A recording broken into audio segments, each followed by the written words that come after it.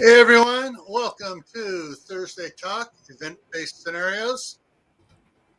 Tonight's event is going to be after the first year of the mini ice age. What are your plans now? So, how's everybody doing out there? Oh, all right. See, Ray's got his hat on to dispel the radio waves from the fair-pouring gods. All right, how you doing, Courtney? Doing good. How are you? All right. You might need bigger horns if that's what that's for, because it's thick out there. Yeah. Ray, how you doing? Not too bad. How you guys doing? Okay. You ready for a wild ride, Josh? Let's do this. All right. First of all, let's say hi to everybody. So the first one in was Super Scout, and next one in was Josh saying hi to him, and then CB came in to the Homestead, Rebel Canners. Then CR from north of the border. And Fat Man came in, that's Ray. And then Shady Hill Homestead showed up. Carol Fishes and Loaves Life. Courtney was saying hi to everybody. Everyone's chit-chatting back and forth. Vitra is in here. And Garden State Gardener is in the house. Hey, Joe. And everybody chit-chatting. Skinner Farms is here. P2E, that's Prepping to Endure. Emma 3010. And everybody, Mary Beth Smith is here, getting tongue-tied. And I'm caught up, and we got some other lurkers because the numbers are higher than those numbers, so that's fine. People, you can lurk, listen, and learn. Hi, chat. All righty, so tonight's scenario is based on a mini ice age, based on what there are a lot of channels doing it, but not the majority. Just there are more than just one or two saying it. We're entering into a grand solar minimum. We're going to be freezing to death by 2030. I'm glad, I wish Dave could be in here, but I'm kind of glad he wouldn't. The veins would be popping out on his neck and on his head because Dave is very, very knowledgeable about this, and he studies with these guys, like Ben Davis, the Suspicious Observers. So Ben has a lot more information than I'm going to give you on the truth of it. We're going to put the truth at the end here, but we're going to go over the fair porn of a grand solar minimum is going to freeze us, and yeah. Hey, Bruce, how you doing? Uncle Al. So what we're going to do, these guys are also saying, by 2030, we're all, the northern states are all going to be frozen under ice year round. The southern states are going to have very short summers, and the growing season is going to be really, shot to kaput, and there's not going to be enough food to go around, and anybody above a certain parallel is going to be frozen. Well, grand solar minimum is not the only thing that does this sort of thing, and we're going to talk about that part in the truth part at the end. I don't want to jump ahead, but let's go ahead and look at the little slides here I have. And so what we have here is, and some of these guys have posted these on there saying, this is what it's going to look like. This is the city. It's frozen under. There's no, as you can see down in the lower right, there's no traffic. It's buried for a couple, stories tall. Streets are buried. And everything. And of course, they always love to pick on New York and London. And so London's going to have polar bears in it. I want to see a polar bear in London, how long it's going to survive. And New York's going to be it's going to be, halfway up the skyscrapers with snow and stuff. And, boats are going to be frozen up there, and everything's going to be just totally, solid ice. You can get halfway across the Atlantic on ice. Hey, new movie idea for you to have your wife pitch down in California. Instead of a werewolf in London, a polar bear in London. And of course, everyone should recognize this from a day after tomorrow, and we'll talk about that later in the truth portion at the end. But they also some are saying the ice sheets are going to come on down like they did before, and the glaciers are going to slide right on down. They're going to wipe out all the farmlands in Ohio and Illinois and everything, and even come down along the side of the Rocky Mountains down into Texas and into New Mexico. And it's all going to, wipe everybody out. And the crops are all going to be freezing. And even down in the south and even in Mexico, the crops are going to be snowed under. And they're going to wrong button. There we go. And everything's just going to be snowed. You've got seedlings start to come up, and the fall's going to come quick with snow. And nothing's going to grow because there's only going to have a 1 month growing season. And anything that does get any significant height is going to be snowed under. And then someone posted this thing saying, this is what it's going to look like. You got the color code bar here at the bottom, corresponding with the colors on the map. 0 degrees down to minus 14 degrees.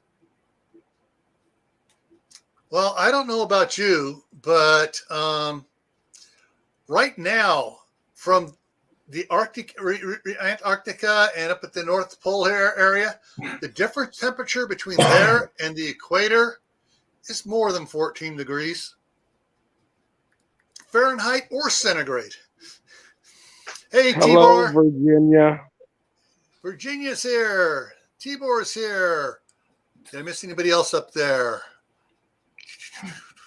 No. If that's the real case, like that's a planet destroyer in my estimation. I don't think much life above ground would survive. Yeah.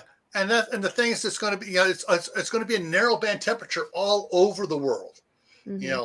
North Pole. These are saying this is good. It's going to be cold just everywhere, and it's going to be narrow band. Hey, Kathy, how's it going?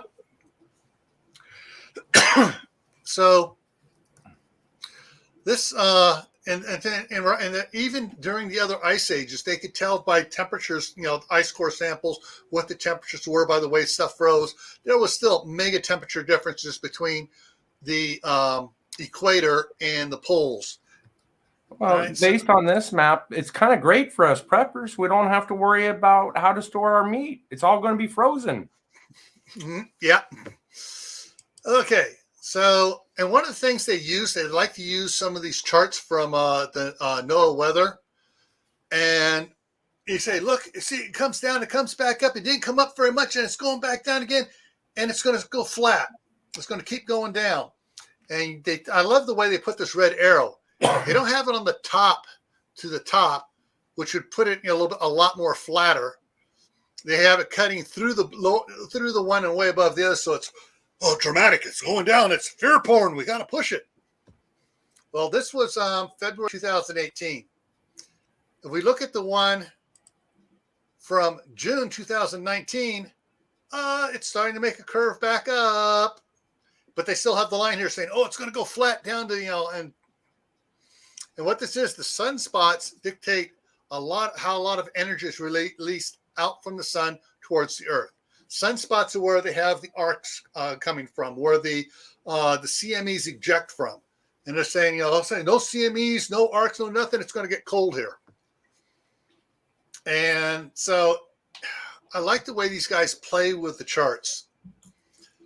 But come over here. And I actually, on one of them, it took me a while to find this particular picture because the guy threw this one up when I said, it's not, according to you, it says, but the cycle goes all the time. It comes down and it's going to go back up. I don't know who drew that little red line in there, but that's not the red line that's on NOAA's site.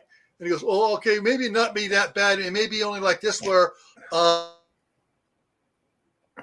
Atlantic over to Norway and Finland, and that's all going to be frozen under.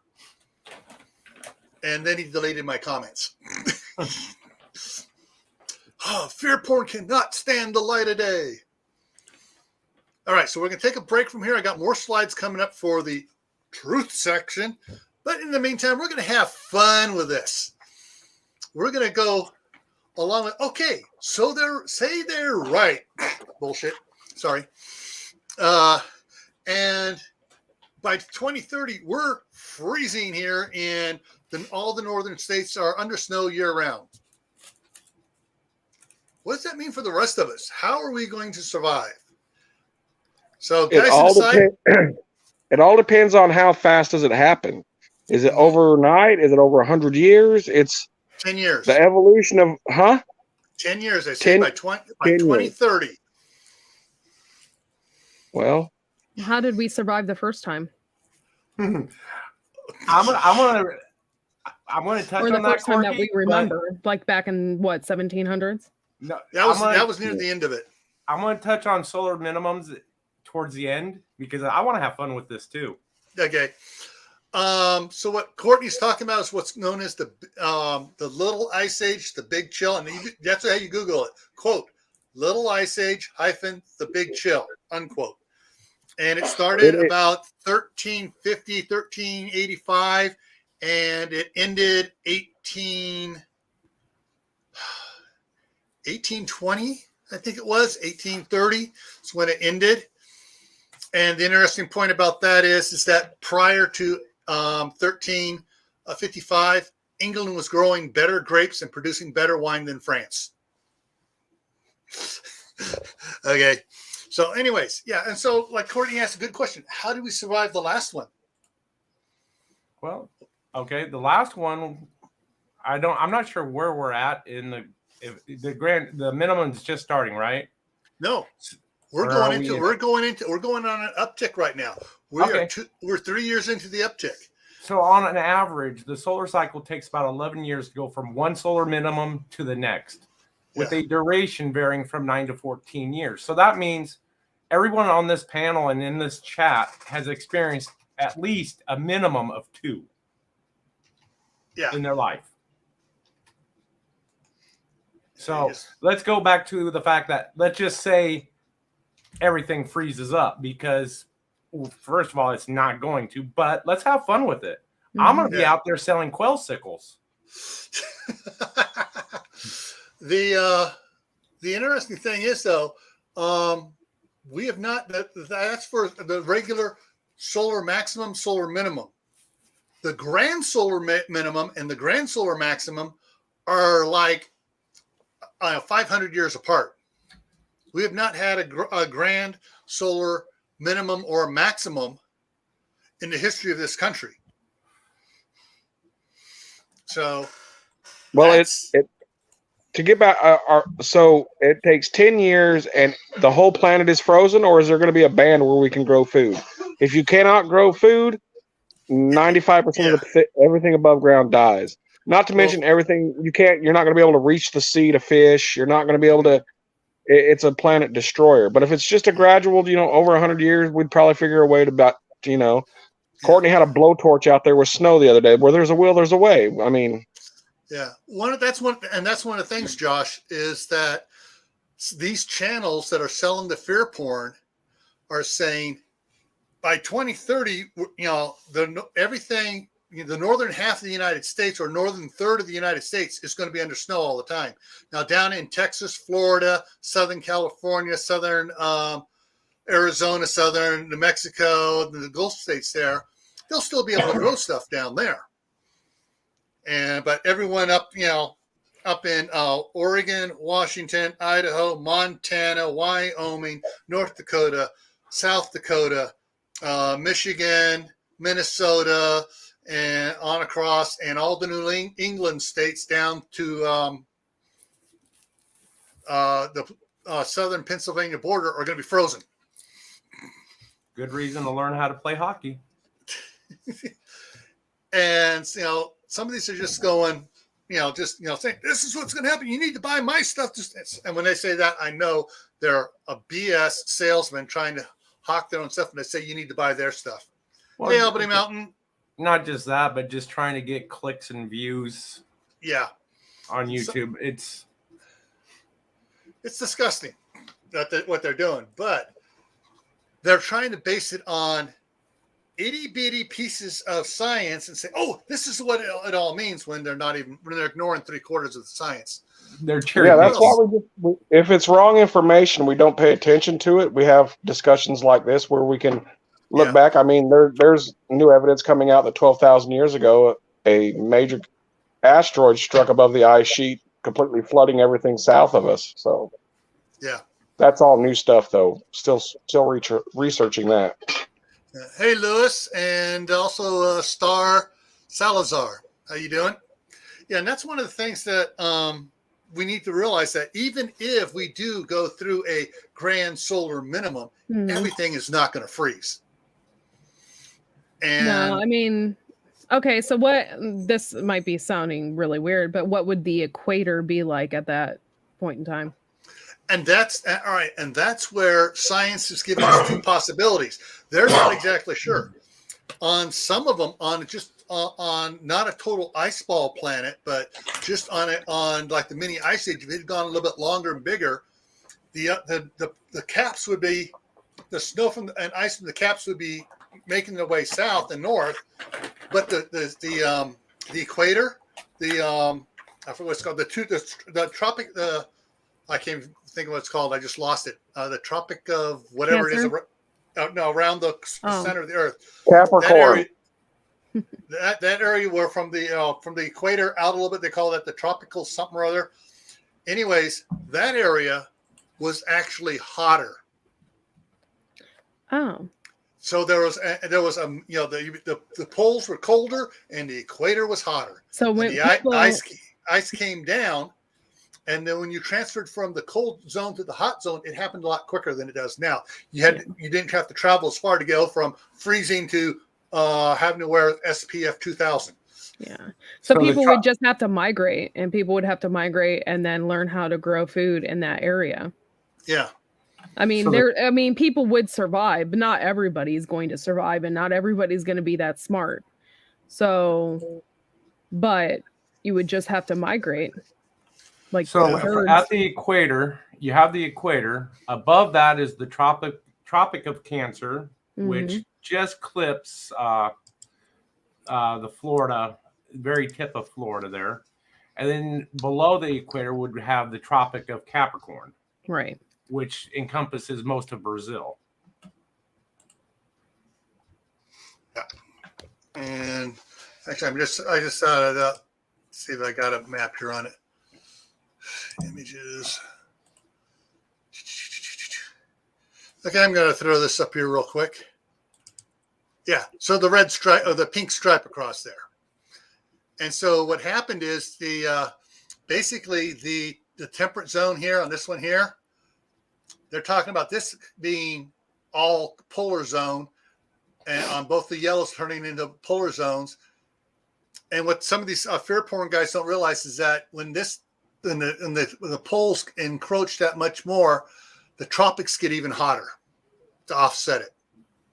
And it's just because the water and stuff isn't circulating, and so basically it's hotter. Yeah. So, but what could we do in our own area if we do experience a half millennium freeze cycle? The 500 years freeze cycle comes through here, and so what can we do? So we're not going to have the sun at all, right? No, the sun will be just there. A little bit. The sun will still be there. The sun will be out. It's just like it'll be like up at the up in Alaska and stuff. They got everything's frozen. It's freezing cold, and the sun's out. I mean, we'd have to improvise as people and as a planet. Maybe do solar, electric, and have our own grow barns, grow areas where we could grow our own food. I mean, that's where, seed saving would come in handy. Mm-hmm. It's kind of like the movie Snowpiercer. If you've ever seen the movie Snowpiercer. No, I've never. It's like that. It's basically people that live on a train that are just traveling around on the tracks during an ice age, and they have everything. I have seen it then. Yeah, I'm not good with names. Sorry, Josh. But yeah. It's all good. We understand. Yeah. We'll have to start up all those gas guzzling, polluting cars and trucks so that we can get the greenhouses going so we can warm up again. Yeah, I mean, that's the only thing I could think of, and that, we'd have to do some kind of solar power type of thing. I mean, and like I said, in this type of scenario, if it was real and if it did happen, nobody people are going to die. So it's, Yeah. so when you're growing food, there's going to be a lot less food that you're going to have to grow. Yeah. Yeah, we also got to realize there are people that live like that right now. That they're completely frozen all year round. They walk around hunting muskox all the time. There are people that live like that now. Yeah. So if we could find a way to grow the fruit or the vegetables, pockets of people would survive. I'm sorry, I had to throw Tibor's comment up there. According to Al Gore, we should be melting by now. That's Josh. You're totally correct. You got the Inuits up there in Alaska and stuff, and they're just they would probably have a little bit better time because right now the polar bears are retreating from where they hunt the polar bears. Some of the seals and stuff are going farther north for the colder climates and colder waters. A little bit, of course. Now that it's turned the other way a little bit, they're coming back down. But the cyclical nature of the migration of the animals is going to change a bunch. But those that are used to living in those cold climates, they're going to be ones that are going to continue to live in those cold climates and do just fine. Yeah. But here's the real Carol, I got the joke. You're going to you're going to get Steve come over there, and you guys are going to set Mad Max up there on the Florida border. To be quite honest, if all this scenario did happen, I more than likely would not survive. I hate cold weather. Like it'd be like living in hell for me. So it really would. You'd be heading down to stay with fishes. Well, yeah, maybe. I mean, hopefully it would be warm enough for me too, because I hate cold weather. I hate that. I know. I live in Ohio. Okay. I just want to know if we can make the world's biggest Slurpee when this happens, because that would be awesome. And that's what you got to maintain your sense of humor so you don't get totally depressed in any type of survival situation. Sense of humor is all I got, Gil. That's all. That's my fallback. I mean, think about it though. Like people aren't gonna get enough vitamin D. I mean, there's just gonna be a lot of mental illness too, because of the things that are not happening that normally would happen from just like everyday life. You're not gonna be able to grow things or go outside or do anything. It's gonna be just. Yeah, and as everything encroaches and you start putting more people closer together, you're not going to have the infrastructure to fight disease. I mean, it'll be hell on earth. Mm-hmm. Honestly, it will be. It's not going to be pleasant. All right, now I want to go back to something Courtney said about solar power and electricity and stuff like that. Besides having solar power, there's also wind power. Yeah. And so one of the things, if you can produce electricity and if you have caves nearby or old abandoned mine shaft or anything underground, because underground, if you go down to a certain depth, it maintains 65 degrees. You go down deeper and it starts getting warmer again because of the tectonic pressure of the ground and everything, on the soil.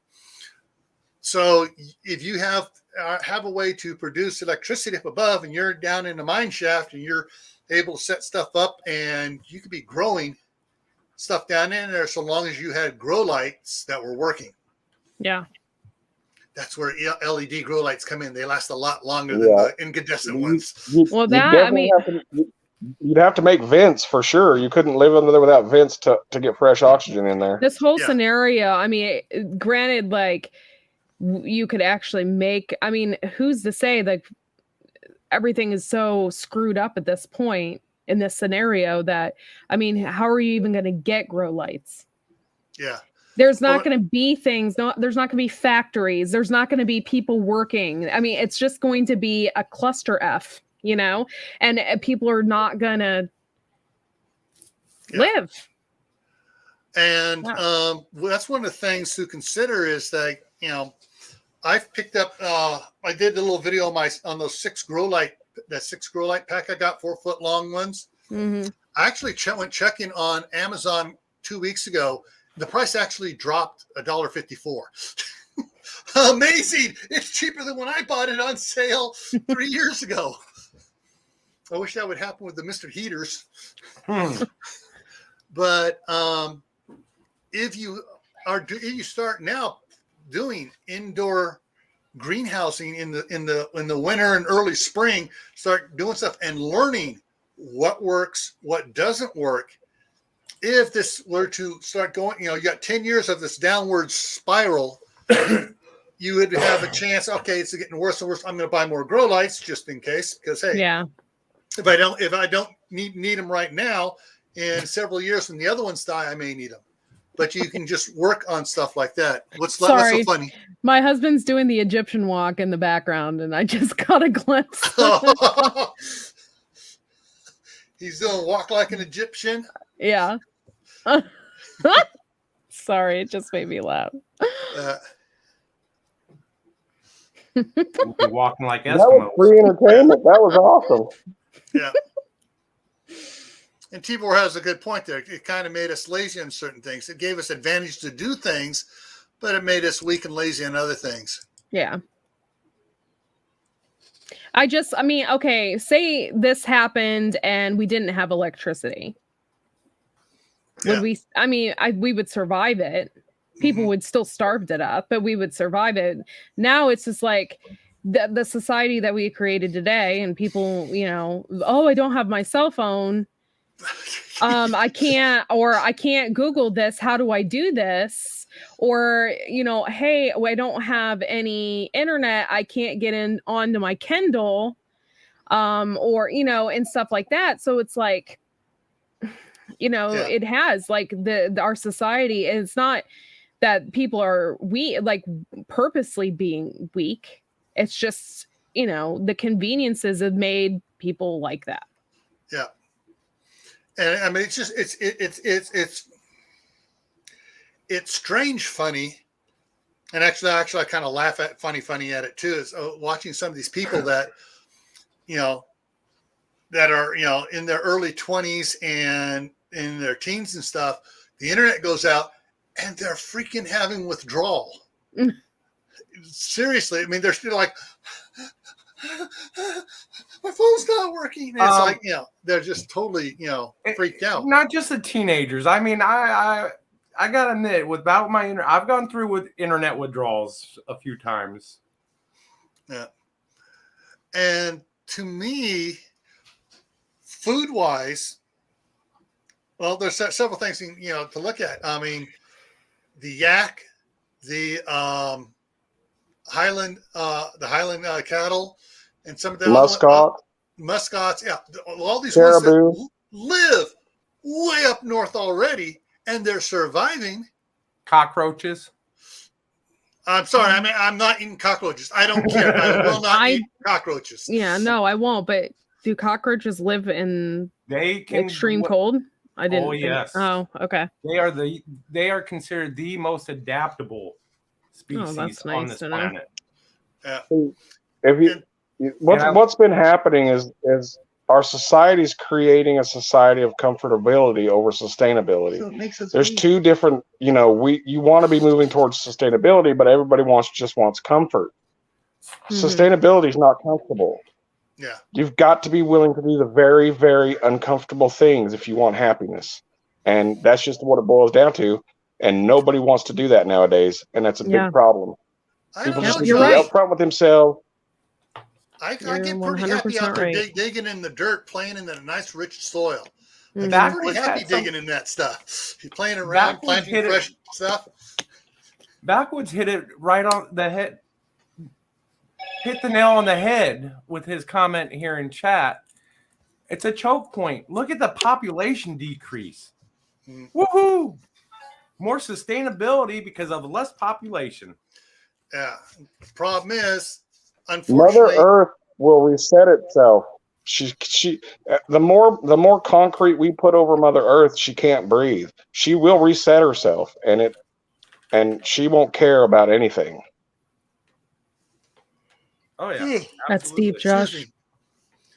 One of the things is, hey, Ginger, Ginger. Ninja. Hello, Sensei. And one of the things to think about is, you're talking about a choke point of humanity. The problem is most of humanity isn't smart enough to realize, okay, wait a minute. We need to save the certain people with the big brain pans that are full of knowledge and keep them alive to help us figure out how to recover. Yeah, it's And not always intelligence, though, Gil. yeah, It's being able to read your innate nature of what you are. yeah, If you can't understand what a human being is for, then they've nobody spends time reflecting on themselves and what their capabilities are. They'll ask a computer. They don't even ask friends anymore. It's the disconnect is the problem. But once yeah. you put the person in the stressful situation, the things that they were born with and given by the creator will kick in, and the will to survive will become stronger than the will of anything else. Yeah. Unfortunately, sometimes that will to survive is going to be exhibited more by the scumbags than the good-natured, good-hearted people. Because, I think everybody can surprise you a little bit. Yeah. It'll put Darwinism straight to the test. Yeah. So, one of the things is, what can we do? And the point I was trying to make about the brain pans is we need to bring those people in that know the stuff that can help us to recover or thrive in a bad situation, better. And I'm not just talking like, electrical engineers and, I'm talking about, the people with medical experiences, the not just the medical field as it is today, but also those that understand apocryphy and herbs and all the natural medicines and stuff. Those that understand exactly, okay, these are the plants we need to worry about planting right now because they will thrive in this weather condition. Mm-hmm. And we need to start adapting the plants to grow in colder conditions. Those that have that type of understanding. Those that understand, how to make a light bulb from, what's his name did? He just had a brain fart. Invented the light bulb. I can smell Edison. Mm. So, because, hey, the original light bulbs and stuff burnt a lot longer than the ones today. I know Bruce in the side chat, I know he knows. There's a firehouse that has a light bulb that's been burning for over 100 years. It stays on the entire time and it's still working. It's not super, super bright, but it gives off light, it works, and it's still functioning. But they don't make them that way anymore. There are some people that know how to make stuff like that, and those are the ones we need to save. Okay, as long as we leave. Go ahead, Josh. We all watch the shows like Naked and Afraid and all that. You've got to be willing. You got to be willing to tell yourself you're willing to go down to bare bones, minimum nothing, and survive, because that's what it's going to end up being. Is nothing. You got to be willing to get mosquito bites all over your balls. Oh, how? What the hell? Why? Hey, I'm being real. Now, as long as we leave the politicians and the lawyers outside, we'll be happy. Just saying. Yeah. They're not allowed inside our underground warm.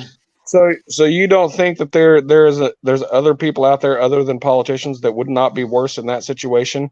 I'd rather have a politician in the room than some of the people I've met on this platform. I'll tell you that right now. Good slinger.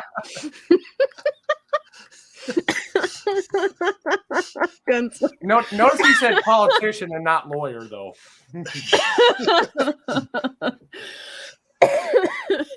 Yeah, a politician at least knows how to get out there with a shovel and turn the first first shovelful for a new construction project. Right. The lawyer doesn't even know how to do that.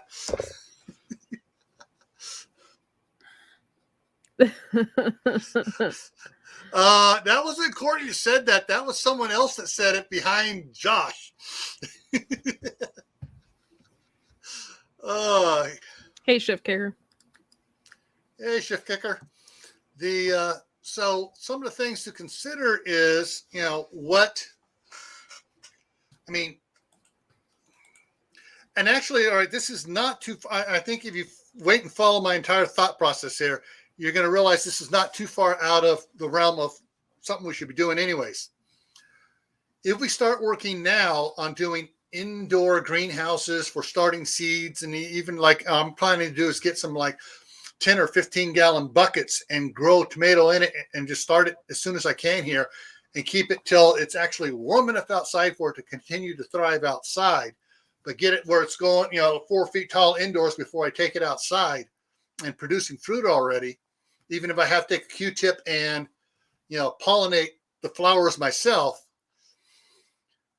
if we can learn how to do that to the point where we can get most of our stuff grown, where we can actually start growing food a month or two earlier and still put it and then be able to transplant it properly where it transplants without, having a setback when we take it out and transplant it outside. Yeah. That if something like this were to happen, we'd have all that experience of growing stuff indoors already and knowing what grows well indoors with grow lights and what we can do and what we can't do. That'll help us out. That'll help us out so much to be ahead of the curve if this sycophant dream of a grand solar minimum turning us into a frozen popsicle comes true. And I really,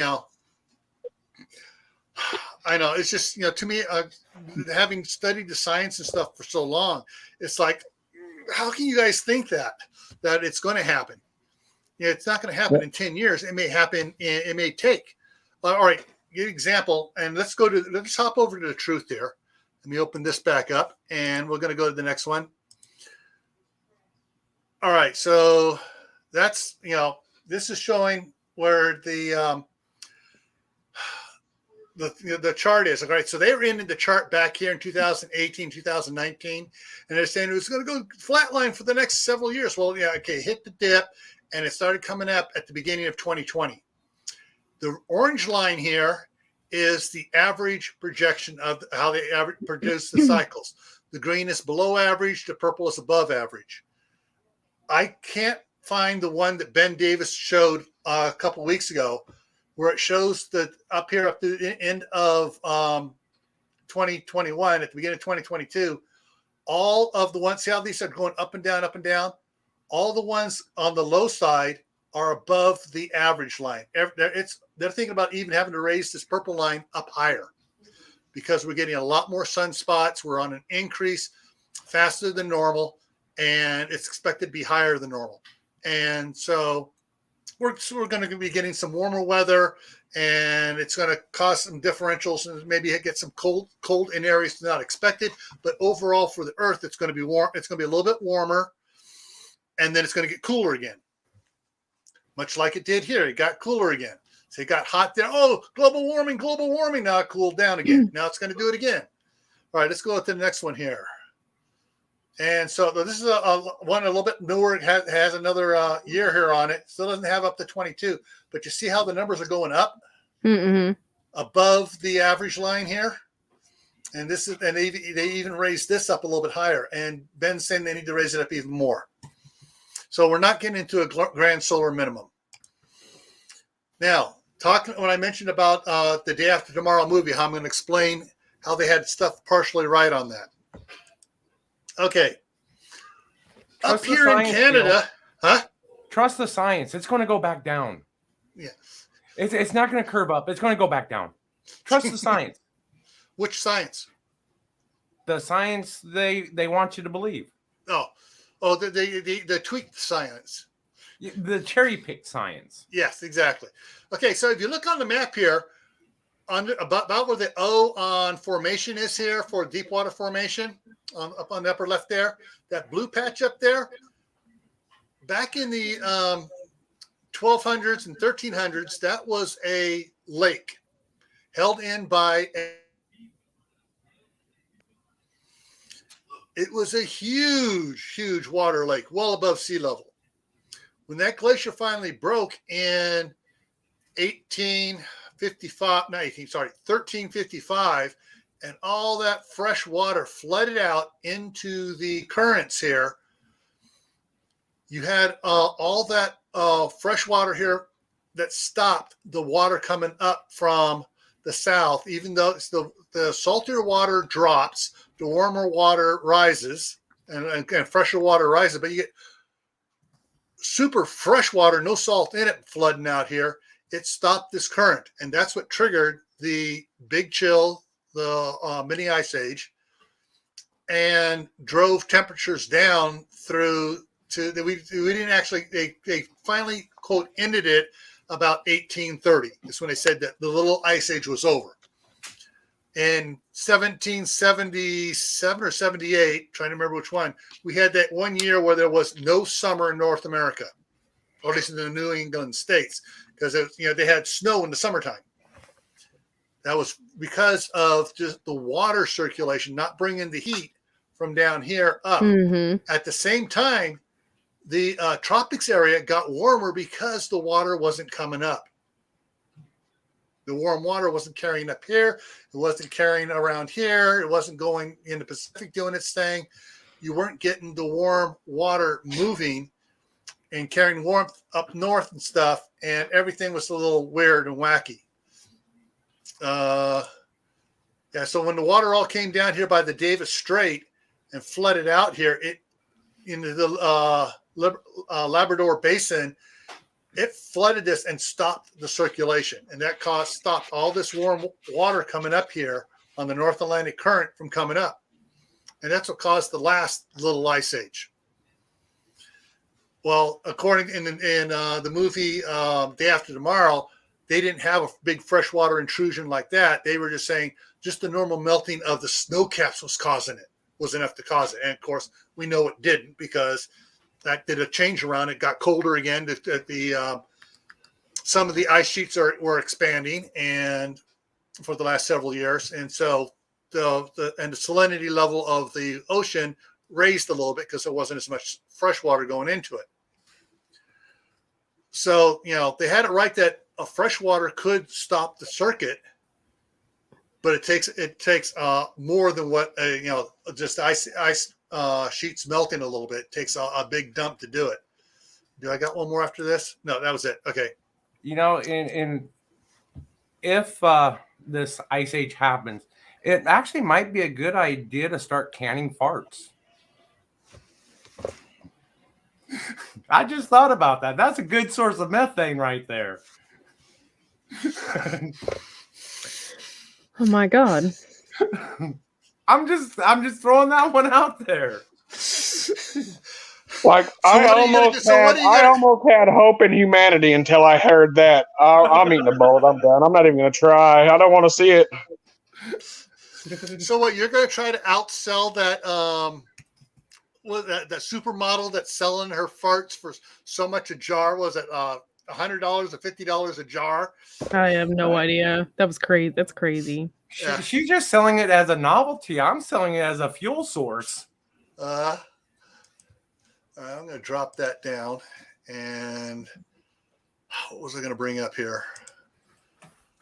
Oh, shoot. You got me laughing on that. I forgot to pull up what I was going to pull up here. But let's go the methane route. Let's go to methane route. How many of you read at Manifestations of Imagination? I know of him, yes. Okay, great. His whole house down there in New Mexico is solar powered, 12-volt lights, the whole works.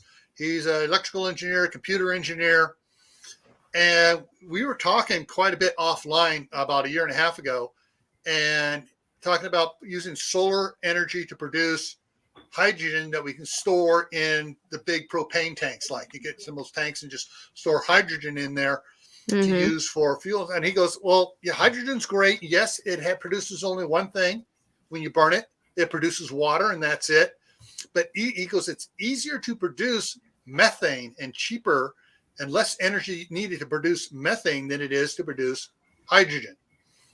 And he was talking about how it'd be easier to create compost piles, sewer pits, whatever you want to do to produce your hydrogen. And it'd be easier to collect that and store that than it would to produce hydrogen, right? So you got the methane rather than hydrogen. Hope I'm not getting my words mixed up here. Now, I'm going to throw this out here because Carol's the one that said Mad Max at the beginning. Does everybody remember Mad Max Beyond Thunderdome? How they had their power for the Thunderdome City from pig poo, methane from pig poo. So methane is a way to do it to produce heat and stuff. There are also something I meant to mention earlier when we were on the subject. If you're underground and we don't have the grow lights and stuff, all we have is torches and stuff for that type of light. There are plants that grow completely in the shade that you can eat. And just everybody keep the torches away from Ray's cupboard of jarred farts because it could explode. Just you got to be really careful. No open flames. That's correct. So I'm trying to remember what it was. I just was reviewing my videos. I did a video with a live stream talking about plants that grow in the shade or with no light, besides mushrooms. And so there are quite a bit of plants, that grow that prefer less light because they burn too easily, but they produce, like kale and Swiss chard, that they produce a lot of potassium, vitamin K, and other minerals and stuff that we need. The big problem is going to be vitamin D. Yes. So, and that's just something we got to figure out a way of doing it. Now, one interesting thing comes from Japan. They're setting up offices. They got the big office buildings, and the offices in the middle that don't have windows, they're setting up on the roof, sort of like solar collector domes that are hooked up to fiber optics and run down into the offices. So they have like a little sunlight shining on them in the offices. So fiber optics is a way possibly to bring sunlight from the surface down underground where you're growing, both for us getting vitamin K. I'm not sure how much vitamin D. I'm not sure how much will transfer through the fiber optics, but there you can get light down to the plants that way. Of course, you'd have to be positive that's what's going to happen and be spending your money on it if you believed in it's going to be a ground zero, a grand solar minimum, and we're going to be, everything's frozen on the surface, and we're going to need to go underground. Yeah. Well, we really could just gather up all the ovens in the United States and have Courtney make bread, create a hot zone, and melt all the ice. We're perfect. That's how we're going to save humanity. Thanks, Josh. You're welcome. He saw your comment and ran with it. I don't see comments. And I never run with anybody's material. I use my own. Come on, Gil. All right. I'll tell you, hey, here's what's so funny, Josh.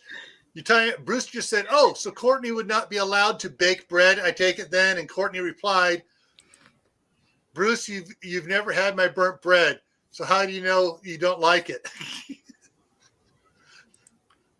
I could only assume that it tastes like farts.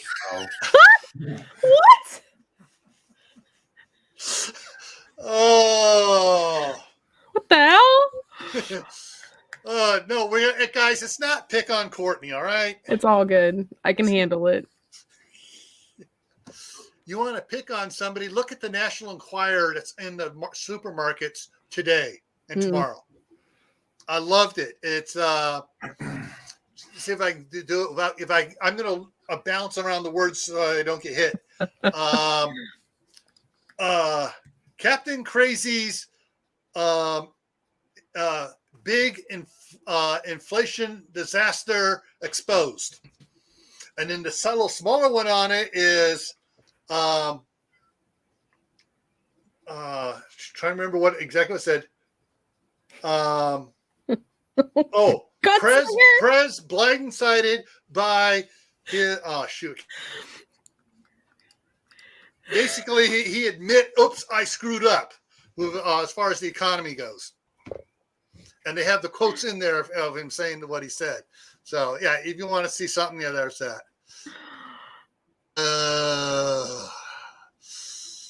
Gear, be nice. All right. So, in today's world, without the grand solar minimum coming around, what other things can we do to increase our food supply to a more year-round production? Okay, is there sunlight? Yeah, it's just we're not going to have grand Because I have a solar really minimum. crazy idea. If you have the right mirror array and the right amount of lava rock to direct the mirror rays into the lava rock to heat it up, you could grow food sustainably pretty well. Mm-hmm. It would heat it overnight at least. Yeah, just an Creative idea. mentioned something like that in the chat there. Get some parabolic mirrors. Yeah. Me and Creative think alike. Great minds think alike. Hey, Creative. The other thing he said he mentioned the whole fart thing about a half hour ago. I'm like, I didn't see it, but we do think alike. Yeah. Well, if you talk about the mirrors and stuff, you can, if you get several of the Fresnel lenses, like from the back of the projection TVs that are now showing up in the dumps and everywhere, you get a bunch of those. You line them up over a piece of boiler pipe, so it's focused on that boiler pipe, and you're running water through it. You'll have steam coming out the other end, and you can run that wherever you need to heat up planters and stuff. So and into greenhouses, we're just running the pipe in there to transfer the heat off of a small area and do that. Just trying to make sure what's going on in the side chat. King Pooba. So do we roast them over a spit or do we grill them? That's what I want to know. King Poopa I is knew Tim following. He tastes great. Yeah, he's following Steve. Of course, there are trainers talking about he's got plenty of long pork around here, down there in the LA suburbs. In reality, I'm just trying to catch up on some of the comments here there's an interesting thing going on there.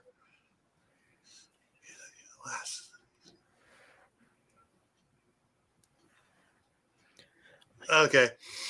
Other things that we could do. All right. Talking about the parabolic mirrors and stuff and the Fresnel lenses and stuff.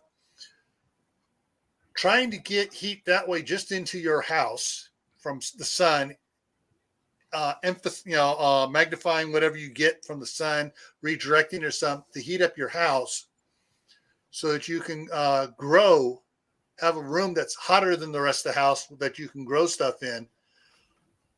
And then using like the thing from Japan there with the little mushroom bubbles on top of the roof that has all the fiber optics coming down. Yeah. Into that room, so you give more light to your plants, so you're not running up your electric bill trying to run LED grow lights. You would definitely need to use LED because, as y'all know, with lower temperatures, electricity is harder to flow. Mm-hmm. Yeah. So if anybody that goes out and buys a Tesla in 10 years, you're an idiot. Yeah. All right. Emma says think it's easy to move south. But the thing is, like Josh had mentioned earlier about people being lazy or not being able to do the hard stuff. those that head south, that have to head south, just run. Oh, I got to get away from the cold and head south. Leave more land for us up here, farther in the more hardy population environment to grow. To be able to have land to grow on. Living in Arizona, I'm actually looking forward to it. I mean, that means I'm going to get 80-degree temperatures in the summer instead of 100 and screw you. I'm looking forward to the ice age, baby. Yeah, that's why you're moving to Alaska, huh? So I think we can, I'm just trying to get my thoughts here right. I'm trying not to engage my mouth before. Sorry. Trying not to engage my mouth before my brain is started.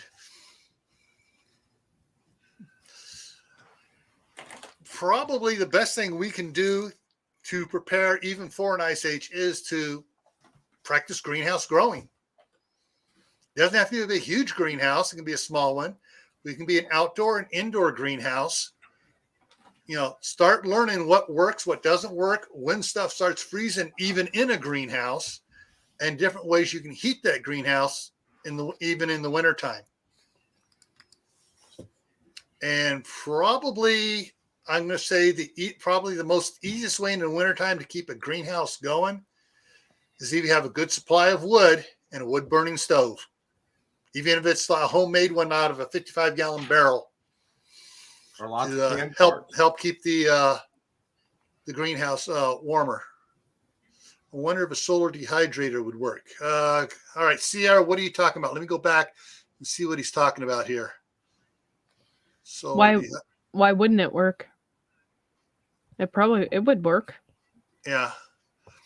Was it Anthony that built Anthony, or I think it was Anthony Pimentel repaired, but it might have been Reed that built a solar dehydrator. Just trying. Oh, there. Yes, actually, it would work. Kaylin said there's another option: solar light tube. Yeah. Okay. Yeah. As the lens on the bottom reflects the concentrated light onto. Okay. Opens. Yeah. That's kind of what they were doing with the in Japan.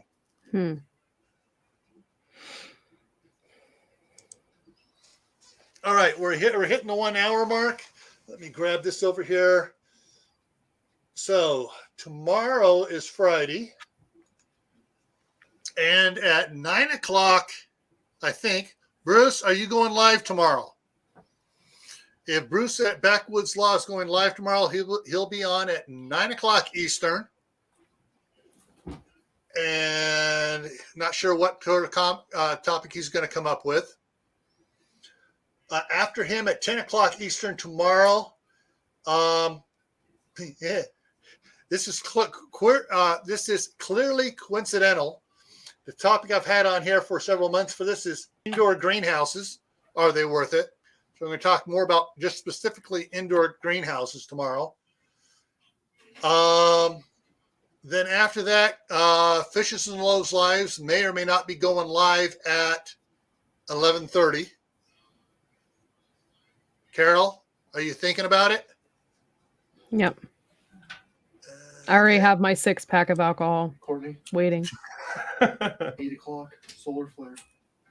8 o'clock, the solar flare. What solar? Oh, yeah. I'm sorry. My husband is doing the solar flare challenge tomorrow at 8 o'clock p.m. Eastern 8 o'clock Eastern time with Operation Capsaicin on my channel. Okay. And then I tomorrow at noon am going on with my blue ribbon canning show with Tammy at noon. Okay. And Carol says yes, 11:30 Eastern Standard Time. So it's going to be at noon, Courtney and Tammy on White Family Farm. Then at 8 o'clock is going to be Dustin doing the solar flare with capsaicin. Who and who? Operation Capsaicin. Operation Capsaicin. So if you like peppers, or you just like laughing at people eating peppers, you can go there too. Then at 9 will be Backwoods Law tomorrow, and then my my Camp Patton Family Compound is going to be the indoor, talking about indoor greenhouses. Is it worth it? Then we'll have a half-hour break, and then Fishes and Loaves Life will be running a late night after-party chat. That's for Friday. Then you do anything Sunday? Yeah, Well, my don't late. for- Oh, I was gonna say don't my forget- late talk at 11. Okay. And Ray, Don't what are you forget about doing? Saturday. I was What? just kidding. You're doing. What are you doing Saturday? Oh, Saturday. Yes, Saturday. Saturday, we have something big. I have something big going on. Yes. I forgot. I have reached that 100 subscriber mark. Woo! I've actually surpassed it, and I want to celebrate. So we're having a giveaway. I'm having a giveaway. Just to tell you the rules are real quick. Is you have to subscribe. You have to be part of the live. Those are the two main rules. You have 24 hours from the time the live ends to notify me. It is open to everybody, international. International, I'm going to handle a little different. But what it is it's 100 gram. That's 3.2 ounces, troy ounces of silver. It's about Combi Suisse breakaway bar. Wow. So it's already divided into 100 little 1 gram that you can break off as needed.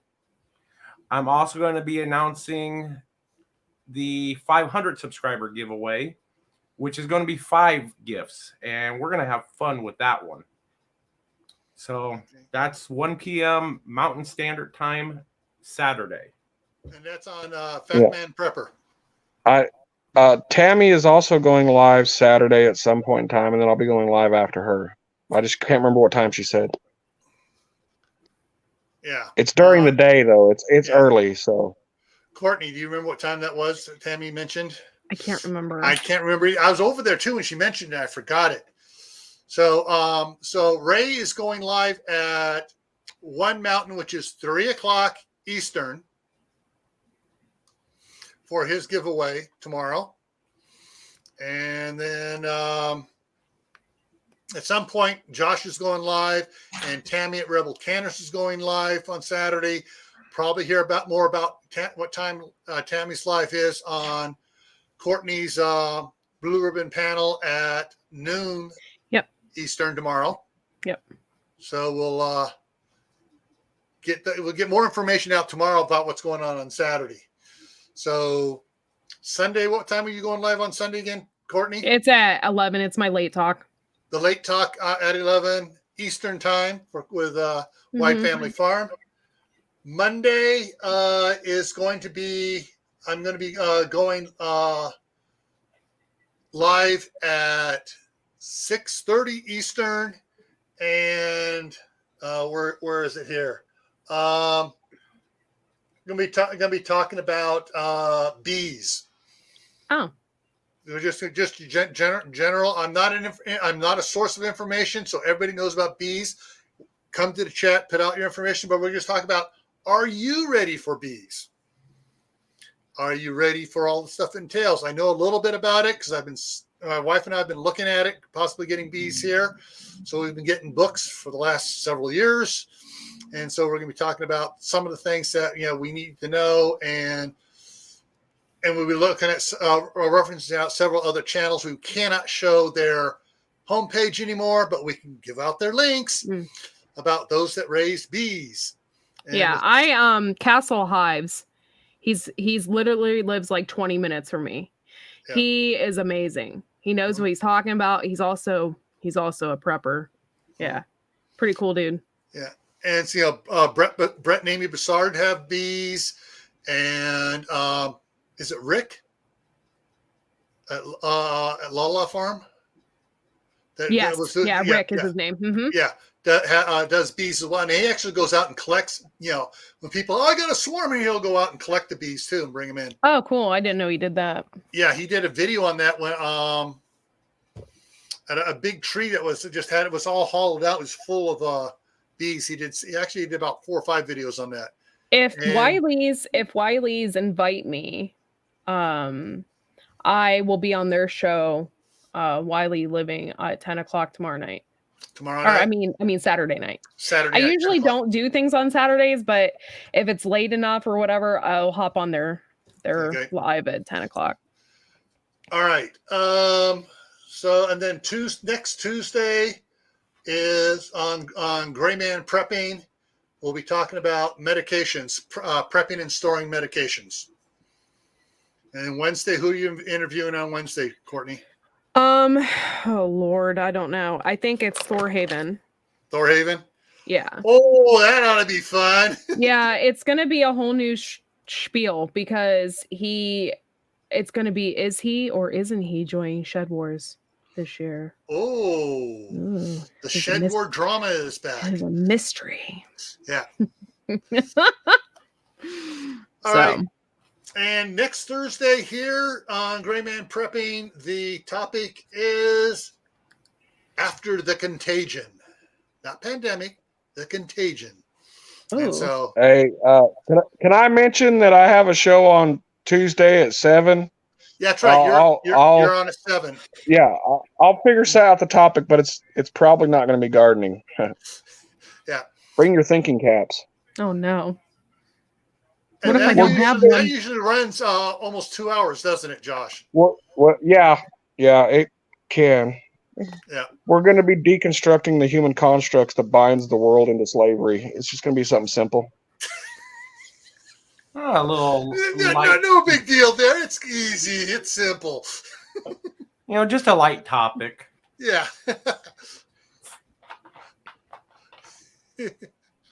Bring your cup of tea and crumpets. We're going to have a blast. Ooh, I don't have any crumpets, but I'll bring my tea. All righty. So that's what's coming up, folks, during the next week here. We got a lot of fun stuff, and there's probably be more stuff out there. So keep your ear to the ground and listen for any of the other lives going on here. With that, I want to remind everybody, stay happy no matter what life throws at you. Stay safe. Don't go out and do anything foolish. Keep adding to your prep. And well, all right. Well, Courtney, what was it? Who said what? Nothing. I was laughing because I felt like I was in an Allstate commercial for a second. Sorry. Really good hands. Prepper. I'm so sorry. I just started laughing. I couldn't stop. And we got a stork too. I'm so sorry. So, and keep adding to your preps. Water, food, medicine, seeds, gardening materials, and skills. Whatever you need, add to it so you can thrive in a disaster. All right?